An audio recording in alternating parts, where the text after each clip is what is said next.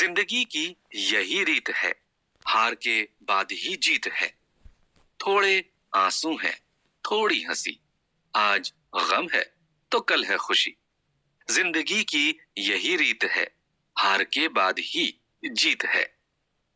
दोस्तों, जिंदगी में कितने ही ऐसे मौके आते हैं जब हमारे पास खुश होने की वजह होती है, लेकिन इसके ऑपोजिट ऐसा भी होता है जब हमारे पास खुश होने की कोई वजह नहीं होती है। हमें लगता है कि दुनिया भर की सारी मुश्किलें हमारी लाइफ में ही हैं और हमें कभी भी खुशी नहीं मिल सकती है। लेकिन क्या हो अगर हमें जीने का ऐसा तरीका मिल जाए जिससे हम लाइफ के हर सिचुएशन में खुश रह सकें? क्या हो अगर हम दूसरों की खुशी में भी उतना ही खुश हो सकें जितना हम अपनों की खुशी में होते हैं? क्या हो अगर हम लाइफ के टफ मोमेंट्स को भी शांति से हैंडल करना सीख जाएं?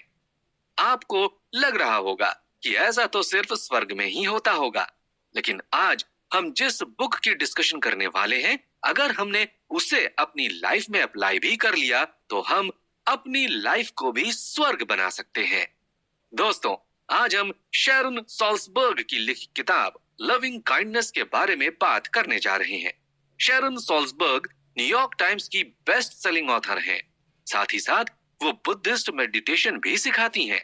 अपनी इस किताब में वे एक खास तरह के मेडिटेशन, जिसे मेटा कहा जाता है, उसके बारे में डिस्कस किया है। मेटा का मतलब अनकंडीशनल लव होता है, जो किसी से भी बिना किसी शर्तों के किया जा सकता है।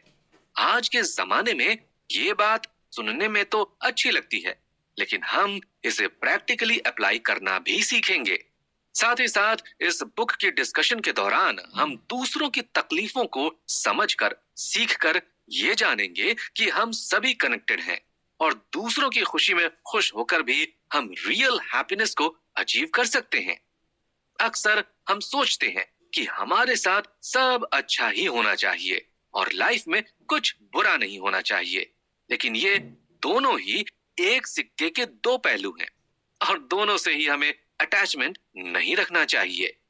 इस बुक की मदद से हम समझेंगे कि कैसे हम दोनों ही सिचुएशन को एक्सेप्ट करके लाइफ को एंजॉय कर सकते हैं।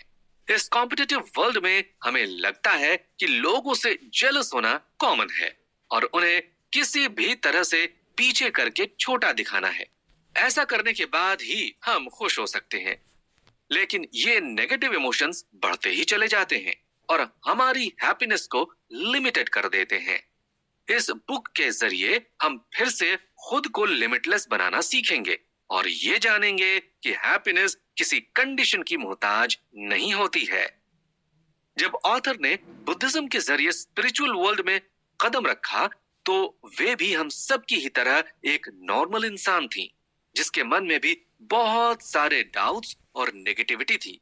लेकिन धीरे धीरे उन्होंने खुद को न सिर्फ जाना, बल्कि अपने अंदर के बेशुमार प्यार को भी महसूस किया।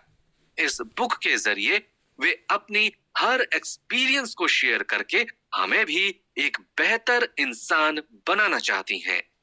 तो चलिए हम उस जर्नी की तरफ चलते हैं जो हमारे सारे पुराने परसेप्शंस को तोड़ कर रख देगी और हमें लाइफ को जीने का नया तरीका देगी।